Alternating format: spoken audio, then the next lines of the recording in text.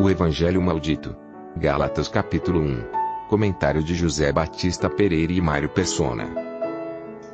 Maravilho-me de quão depressa passasseis daquele que vos chamou a graça de Cristo para outro Evangelho. Nós temos aqui no domingo à noite, às 7h30, a pregação do Evangelho. É uma reunião que não é da igreja, mas é uma reunião individual. Um irmão se propõe a pregar o Evangelho. A igreja em si, ela não prega o Evangelho. Nós nos reunimos para edificação, exortação e consolação daqueles que estão aqui. O Evangelho, ele foi anunciado para nós. Pode ser que alguns tenham aprendido o Evangelho aqui dentro. Mas normalmente, como funciona, o evangelista prega o Evangelho fora da igreja e traz a ovelha, traz aquele que conheceu o Senhor Jesus para dentro da igreja. E ele é recebido na igreja. E na igreja ele não precisa mais, vamos dizer, ouvir que Jesus é seu Salvador e que ele precisa crer no Senhor Jesus e fala-se do Evangelho para ele. Nós pregamos o Evangelho aqui também no ministério normal de estudo da palavra, mas não é esse o intuito. Quer dizer, uma vez que a pessoa crê no Senhor Jesus, pela graça de Deus, ela crê que Cristo morreu por ela e que estava sendo ali uma morte substitutiva, que Cristo estava substituindo ela e que ela merecia e que agora Deus a amou, Deus a salvou. Ele é salvo e ele começa o quê? A aprender de Cristo. Aprender quem foi aquele Salvador, aprender da doutrina, da doutrina de Paulo principalmente. E nessa epístola aqui aos Gálatas, nós vemos Paulo tendo que retroceder, tendo que voltar no tempo, dizendo para eles: maravilho-me, versículo 6, de que tão depressa passasseis daquele que vos chamou a graça de Cristo para outro Evangelho, o qual não é outro, mas há alguns que vos inquietam e querem transtornar o Evangelho de Cristo. O Evangelho que ele havia pregado, que os Gálatas haviam recebido, era o Evangelho da graça de Deus. O que é o Evangelho da graça de Deus? É que Deus deu tudo de graça para nós em Cristo. Que nós não precisamos fazer nenhuma obra para nós sermos salvos. Que nós somos salvos simplesmente pela fé. A obra quem fez foi Deus e foi Cristo morrendo na cruz.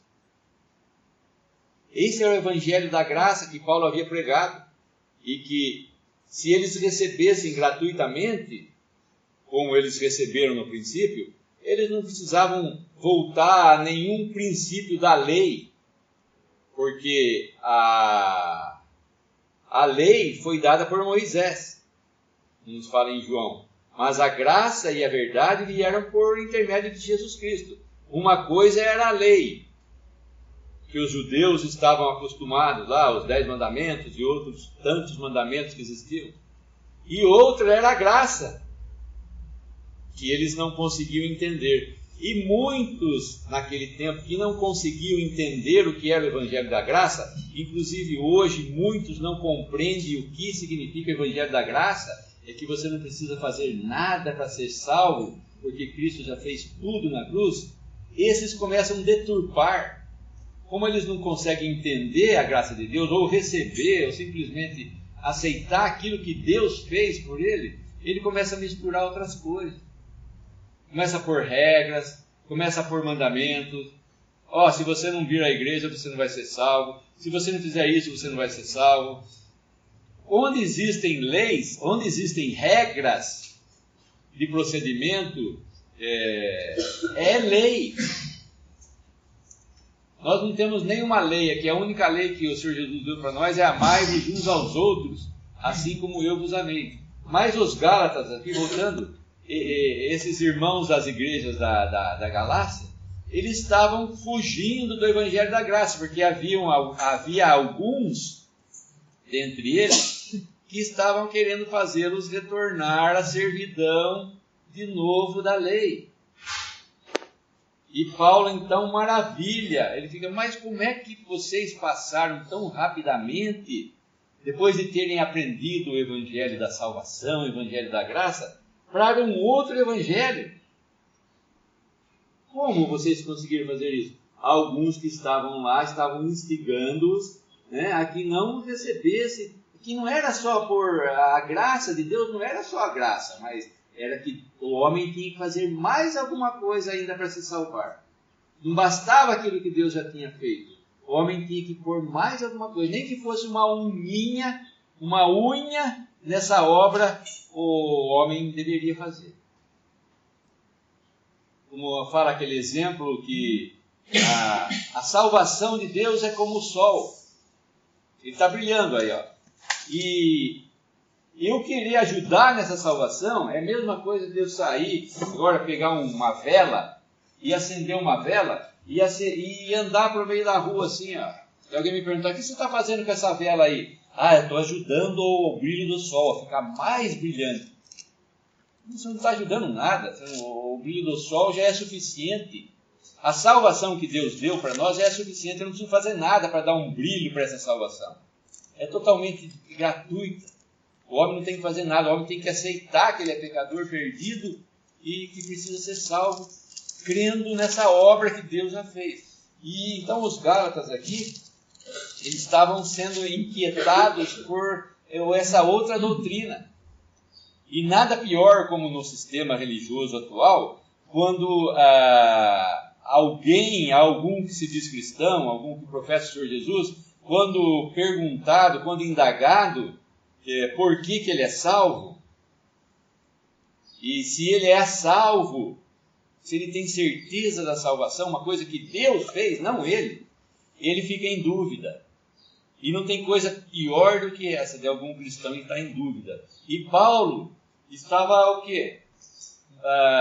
Falando para eles, puxa vida, vocês receberam o Evangelho da Graça e agora estão andando, estão voltando, retrocedendo no caminho. Paulo abre a sua epístola aos Gálatas, que eles eram seus filhos na fé. Eu acredito que o Evangelho tivesse chegado ali, principalmente por intermédio de Paulo. Ele abre falando de um assunto que ele já tinha tratado na epístola anterior de Coríntios, aos Coríntios, que era a defesa da sua autoridade apostólica.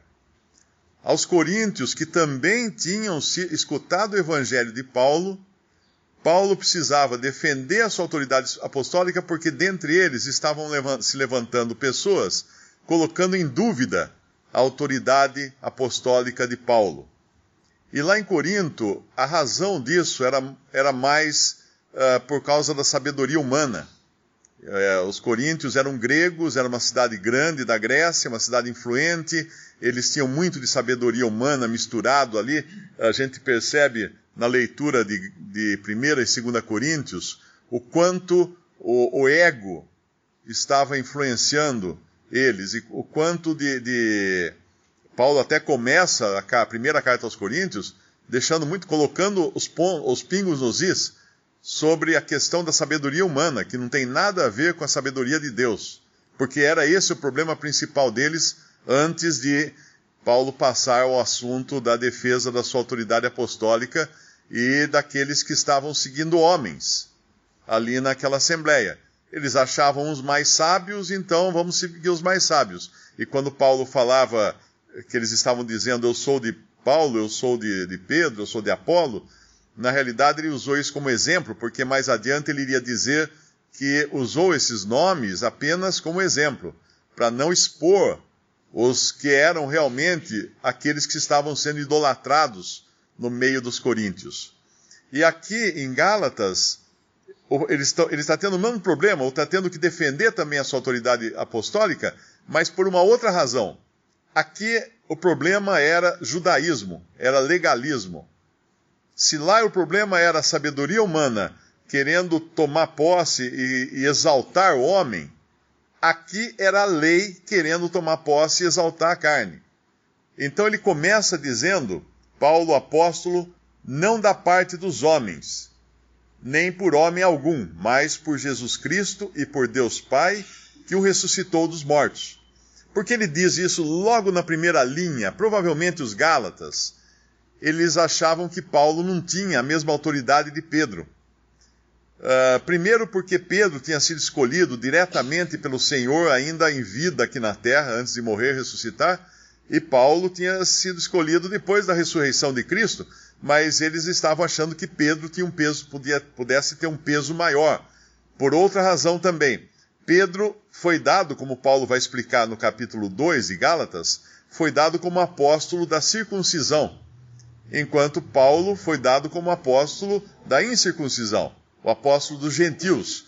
Pedro tinha o seu ministério entre os judeus.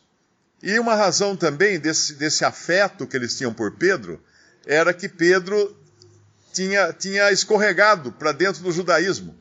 Paulo o repreende, e ele conta essa história da repreensão de Pedro no capítulo 2 aqui de Gálatas, quando ele fala que ele precisou resistir Pedro na cara, porque quando Pedro estava junto com aqueles que eram dos judaizantes, ele agia como judeu.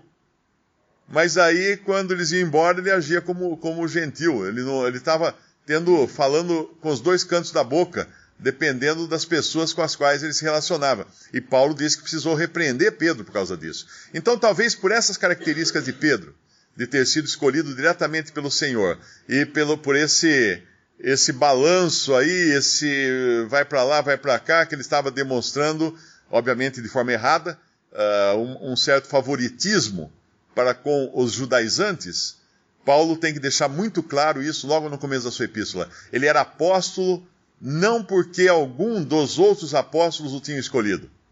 Paulo, apóstolo, não da parte dos homens. Então, ele não tinha sido escolhido por homens. Nem por homem algum. Ele não tinha herdado de homem algum a autoridade apostólica. Isso aqui estabelece um princípio que é importante também, porque esses dois principais erros que nós vamos encontrar nessa epístola aos Gálatas, eles iriam continuar e chegar aos nossos dias. Ou seja, a ideia de que apostolado seja algo que nem dono de cartório. Você transmite para um herdeiro. E não existe isso. Pedro não deixou seu apostolado para outro. Pedro não elegeu outro para ficar no seu lugar. Porque não é uma coisa que você passa por descendência, né? por hereditariedade, o apostolado. Não existe isso. Um apóstolo não pode eleger outro apóstolo. E isso Paulo deixa claro logo no primeiro versículo. Paulo, apóstolo, não da parte dos homens, nem por homem algum. Por quê? Porque o homem não pode escolher apóstolo. É só Cristo que podia escolher apóstolo. Ele escolheu os que andaram com ele no início do seu ministério. Judas era aquele que iria traí-lo, ele foi escolhido também, Judas, mas o Senhor já fez isso sabendo o que ia acontecer. Na falta de Judas, os discípulos usaram um artifício que era da lei, que era o sorteio, no capítulo 1 de Atos, algo que eles fizeram antes de ter o Espírito Santo para ajudá-los nas decisões. Na lei dizia para lançar sortes no regaço para tomar uma decisão. Então eles fazem isso e entra então mais um apóstolo no lugar de Judas, mas era um que também tinha andado com o Senhor, tinha visto o Senhor. Então ele tinha a prerrogativa para ser apóstolo. Agora Paulo então deixa claro aqui que ele é sim apóstolo, que ele não herdou de Pedro ou de outro esse apostolado. No final, mais adiante nesse capítulo, ele vai falar que nem tinha ido com os apóstolos.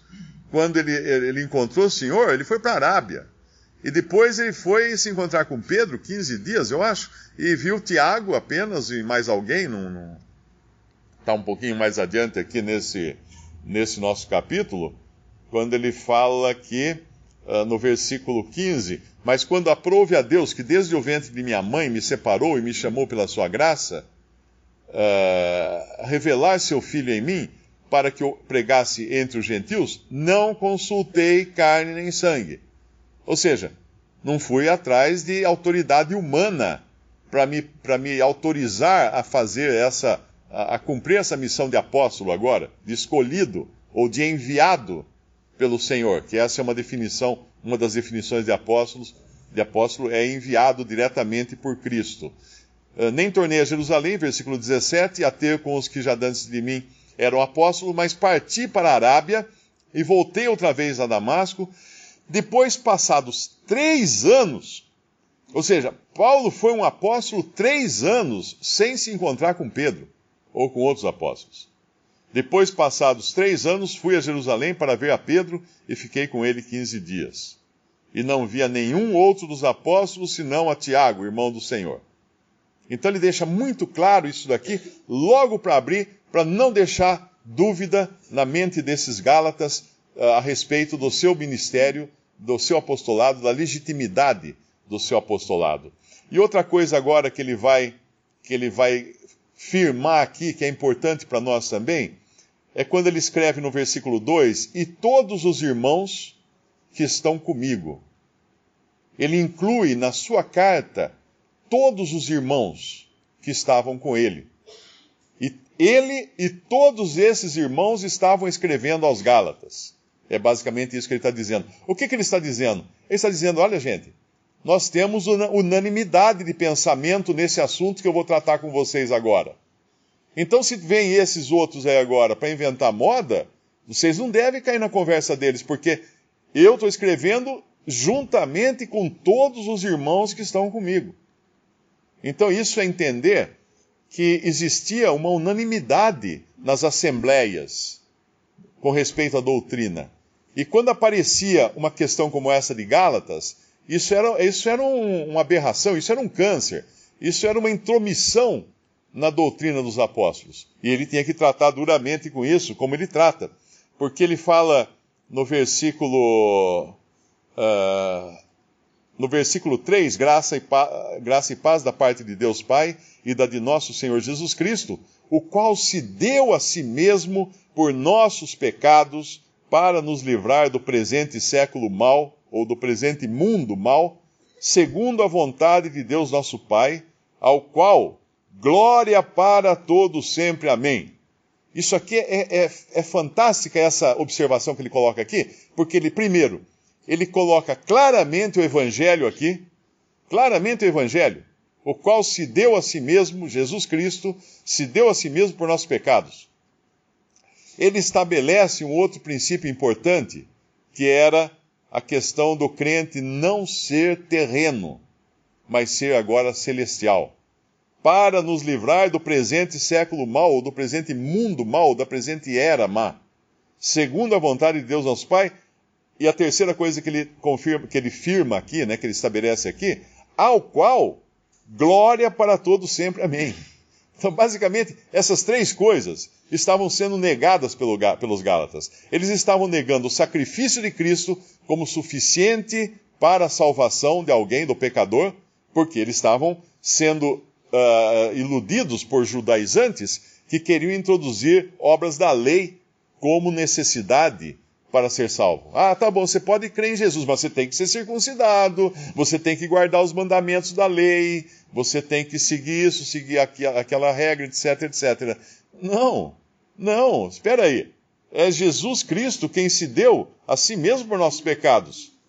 E a outra coisa, se antes na lei existia um lugar para o que seguia a lei neste mundo, com promessas terrenas, mesmo nesse mundo mau, que Deus prometia renovar ou restaurar para estabelecer o seu reino, agora não tem nada a ver o crente com esse mundo mau e nem com o homem no seu estado natural. Porque a lei foi dada para o homem no seu estado natural. A lei foi dada basicamente para o homem na sua carne ainda, antes da obra de Cristo. E o homem, a lei dava motivo, ou dava razão, ou dava uma margem para o homem se gloriar na carne. Para o homem se gloriar na carne. Porque a pessoa podia falar assim, graças te dou, ó Deus, porque eu não sou como esse publicano. Eu dou o dízimo, eu jejuo, eu faço isso, eu faço aquilo. Isso era a lei. A lei dava essa margem para a pessoa se gloriar na carne. E o terceiro ponto que ele vai falar no versículo 4, no versículo 5, é isso aqui. Ao qual Deus, nosso Pai, glória para todo sempre. Ou seja, Não tire a glória que é de Deus Pai. Não queira se gloriar na carne. E ele vai falar dessa glória na carne no capítulo 6, aqui de Gálatas, no versículo 12. Todos os que querem mostrar boa aparência na carne, esses vos obrigam a circuncidar-vos, somente para não serem perseguidos por causa da cruz de Cristo, porque nem ainda esses mesmos que se circuncidam guardam a lei, mas querem que vos circuncideis para se gloriarem na vossa carne. Mas longe esteja de mim gloriar-me, a não ser na cruz de nosso Senhor Jesus Cristo, pela qual o mundo está crucificado para mim, e eu para o mundo. Porque em Cristo Jesus nem circuncisão, nem incircuncisão tem virtude alguma, mas sim o ser uma nova criatura. Então, quando vinham esses judaizantes querer colocar na cabeça dos Gálatas que eles deviam guardar a lei também para ser salvos, eles estavam simplesmente lançando o embrião de uma série de religiões cristãs que existem até hoje, que dizem o mesmo, que dizem a mesma coisa. Não, você pode ser salvo pela fé, mas precisa guardar o sábado. Mas você tem que se vestir dessa maneira. Mas você não pode comer esse alimento. Então, peraí, mas então não é mais pela fé. A guarda da lei dá motivo ao homem para se gloriar, porque a lei, ela não tinha a função de salvar. Ela tinha a função de acusar o pecador para avisá-lo que ele ia receber juízo, porque ele era incapaz de guardar a lei. Paulo fala numa das suas cartas que ainda que ele cumprisse todos os requisitos da lei, ele não podia evitar cobiçar. Como é que você consegue guardar esse mandamento, não cobiçar? Porque o cobiçar acontece na mente humana. É impossível. E numa outra passagem, Paulo explica que se você errar num ponto da lei, você transgrediu a lei. Ah, mas eu guardei o sábado. Tá bom, eu adulterei, eu roubei, eu assassinei, mas eu guardei o sábado. Não importa se você guardou o sábado. Ou se você guardou todos os pontos da lei e não guardou o sábado, que era da lei. Ah, eu guardei todos os pontos, menos o sábado. Não importa. Você perdeu, porque você agora é transgressor da lei. A lei é um todo. A lei é um pacote fechado. Não adianta você querer ser transgressor de um item desse pacote e não dos outros, porque ela é uma coisa só. E aqui então ele vai agora dar essa chamada neles de como eles tinham abandonado esse evangelho da graça para seguir algo que era para dar glória para a própria carne. Porque os que querem circuncidar-se fazem isso para parecer bem, para ficarem bem na fita, né? Porque eles querem mostrar que eles estão guardando a lei. A circuncisão existia na lei, a circuncisão era extirpar o prepúcio da carne, a carne do órgão sexual masculino, arrancar aquele pedaço de carne. Isso tinha um simbolismo, obviamente, era uma figura de como o homem devia ser na presença de Deus, ou seja, sem a carne, eliminando a carne para entrar na presença de Deus. E havia não só a circuncisão, mas havia também a concisão, que infelizmente nas nossas Bíblias, essa palavra foi omitida, foi trocada em Filipenses capítulo 2, eu acho que é Filipenses capítulo 3, porque em alguns lugares Paulo está falando para eles que não precisavam circuncidar-se para receber a salvação. Aqui é um outro assunto que é interessante isso, porque nas nossas Bíblias, no versículo 2, fala assim: guardai-vos dos cães, guardai-vos dos maus obreiros, guardai-vos da circuncisão. Está errado esse versículo na sua tradução. Ele está falando aqui desses judaizantes. Os cães no judaísmo eram os animais impuros, animais que você não podia comer, era um cão. E na cultura dos judeus, o cachorro não tinha esse paparicado todo que tem no Ocidente hoje. O cachorro era um animal que ninguém tinha cachorro para pet, né? Ninguém tinha para ficar bajulando. Era um animal considerado sujo, animal considerado imundo. tanto o cachorro quanto o gato. Guardai-vos dos cães, guardai-vos dos maus obreiros. O que eram esses? Aqueles que faziam a obra errada, faziam uma obra torta. Aqueles que queriam levantar a parede sem usar o fio de prumo, sem usar o nível. Os maus obreiros, que eram os judaizantes. Guardai-vos da concisão. Se nós pegarmos uma outra tradução, por exemplo, a versão atualizada, esse versículo vai falar: acautelai-vos da falsa circuncisão. O que era a falsa circuncisão ou concisão? Era um corte que se fazia na carne do prepúcio masculino e não arrancava. Ficava pendurada a carne, sem arrancar a carne. Então isso era uma tentativa de você eliminar a carne guardando preceitos, mas não eliminava, porque não é capaz de eliminar. Então, assim como tinha a circuncisão, havia a concisão. E as duas coisas não tinham valor algum, e Paulo manda guardar-se desses que tentavam levá-los por esse caminho, desse falso evangelho. E lá em Gálatas, então, ele vai agora chamar a atenção que o evangelho dele, que ele pregou, não que fosse dele, mas o evangelho que ele recebeu para pregar, era o evangelho genuíno. Porque se aqueles Gálatas estavam querendo desacreditar o apostolado de Paulo, era para atingir o evangelho que Paulo pregava, que era o evangelho da graça de Deus. E agora ele vai defender, primeiro ele defendeu a sua autoridade, primeiro ele defendeu a questão de que não existe papado, não existe transmissão apostólica, e agora ele vai defender, então, a partir do versículo 7, o evangelho, porque ele fala aqueles que querem transtornar o evangelho de Cristo. E quando entra essa palavra inquietam aqui, é muito importante entender isso, porque no momento em que você escuta um evangelho de obras, um evangelho legalista, um evangelho que você tem que cumprir essa tarefa, 360 e tantas leis e mandamentos que havia na lei mosaica, você vai viver inquieto, porque você nunca vai saber se está cumprindo todos os mandamentos. Nunca vai saber se vai passar na prova, se vai passar no teste. Então não pode existir certeza de salvação para quem crê num evangelho legalista, num evangelho misturado lei e graça. Porque se ele for sincero, ele vai viver inquieto, vai viver a vida inteira na incerteza. Se ele for um hipócrita, aí ele vai viver bem, porque ele vai falar assim: bom, já cumpri essas coisas aqui, e as outras? Não, esquece as outras, que as outras não estão no meu caderninho, são só essas daqui. Minha religião, o meu pastor falou que são só essas aqui que são importantes. Pronto, ele vai viver hipócrita, porque ele acha que está cumprindo a lei, quando a lei era impossível de ser cumprida. Só tinha um que era capaz de cumprir a lei, que era o Senhor Jesus, porque ele veio ao mundo sem pecado. E ele não tinha pecado, não pecou e não tinha a capacidade de pecar. Por isso ele era capaz de cumprir a lei. Versículo 7, essa palavra transtornar o evangelho de Cristo, nas outras versões nós encontramos perverter.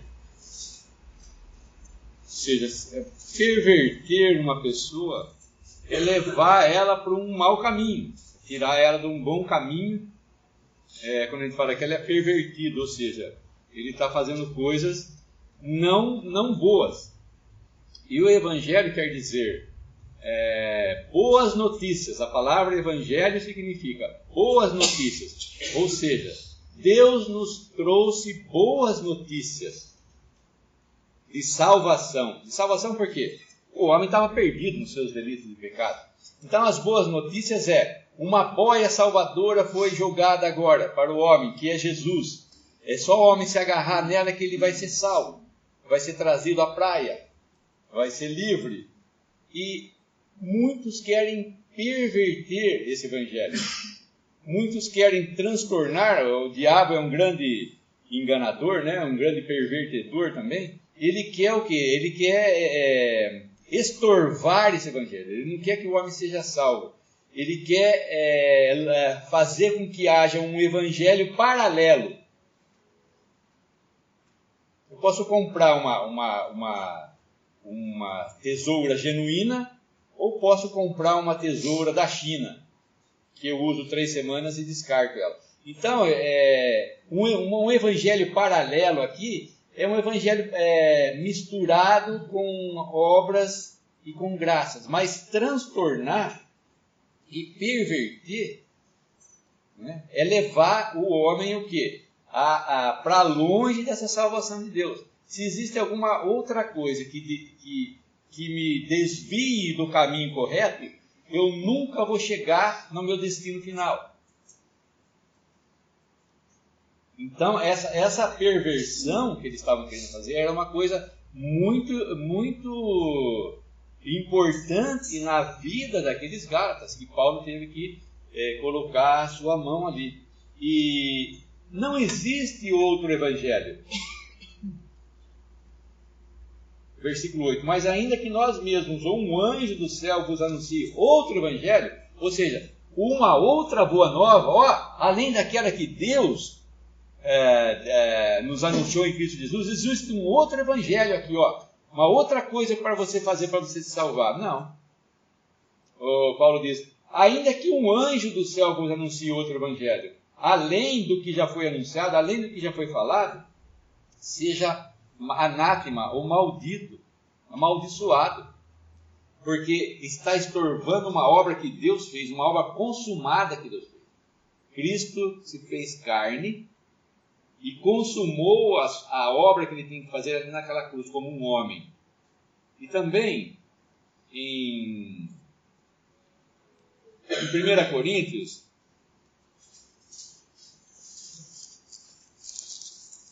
capítulo 3, versículo 10. Paulo dizendo aos Coríntios, segundo a graça de Deus que me foi dada, pus eu como sábio arquiteto o fundamento, e outro edifica sobre ele. Mas veja cada um como edifica sobre ele. Porque ninguém pode pôr outro fundamento, além do que já está posto, o qual é Jesus Cristo. Paulo colocou o fundamento, essa construção aqui, nós não vemos, o fundamento é o que fica embaixo aqui, ele tá embaixo da terra. É o baldrame, o alicerce, né, desse edifício aqui. E sobre esse alicerce que é sólido, que tem aquelas brocas fundas, 2, 3 metros, coloca-se um alicerce que vai sustentar, vai dar sustento a toda essa construção aqui. E Paulo diz que como sábio arquiteto colocou o fundamento. E o fundamento é o quê?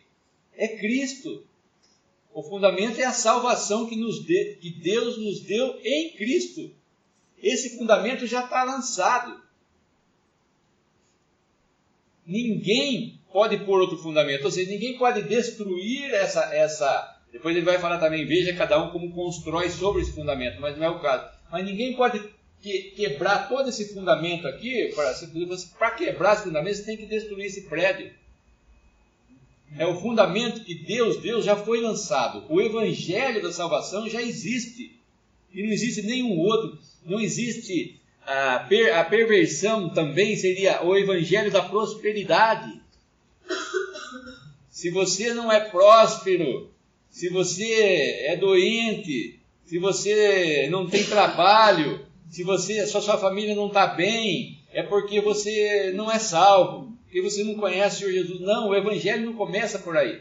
O evangelho da graça de Deus começa assim, você é pecador perdido, uma coisa espiritual, está perdido em seus pecados, está longe de Deus. E agora Cristo, através do seu sacrifício, do seu sangue, te aproximou de Deus. Agora você pode se achegar a Deus através de Cristo. Não existe outro evangelho. Esse evangelho que é pregado por aí é trocado, é querer trocar o alicerce, é querer trocar Cristo. Ele pode levar o nome de Cristo, né? Rotular só o nome de Cristo, mas dentro eu posso colocar um rótulo na garrafa, colocar leite e dentro ter veneno. Né? A rotulação não importa, importa o que tem dentro. E é o que eles negam, que é Cristo. Quer dizer, outro fundamento ou outro evangelho não existe, porque já foi. E Paulo fala assim, se alguém falar um outro evangelho que não seja Cristo, que não seja essa salvação por graça, que seja maldito. Apenas um versículo em Atos capítulo 20, versículo 29, Paulo já previa isso quando ele se despediu dos anciãos de Éfeso. Ele sabia o que ia acontecer no testemunho de Deus na terra. E iriam entrar duas classes de pessoas, iriam se manifestar, melhor dizendo, duas classes de pessoas. Portanto, vigiai, lembrando-vos, Atos 20, 31, de que durante 3 anos não cessei noite e dia de admoestar com lágrimas. Primeiro é Atos 20, versículo 29. Porque eu sei isto, que depois da minha partida entrarão no meio de vós lobos cruéis, que não perdoarão o rebanho. E que dentre vós mesmos se levantarão homens que falarão coisas perversas, e esse perversas pode ser trocado pelos pervertidas, lá do nosso capítulo de Gálatas, para atrair os discípulos após si. Então, duas classes de ataque que sofreria o testemunho de Deus na terra. Pessoas de fora, atacando. Esse é o menos sério. Esse é o menos sério. Porque o pior é o de dentro. Quando você tem um inimigo de fora atacando, você identifica logo ele e se protege. Mas se o seu inimigo estiver dentro de você, é difícil se proteger. E aqui era o que estava acontecendo. Pessoas dentro, entre os irmãos, fingindo que eram irmãos, falando coisas pervertidas, que era justamente a perversão do Evangelho de Cristo. Visite Respondi.com.br. Visite também 3minutos.net.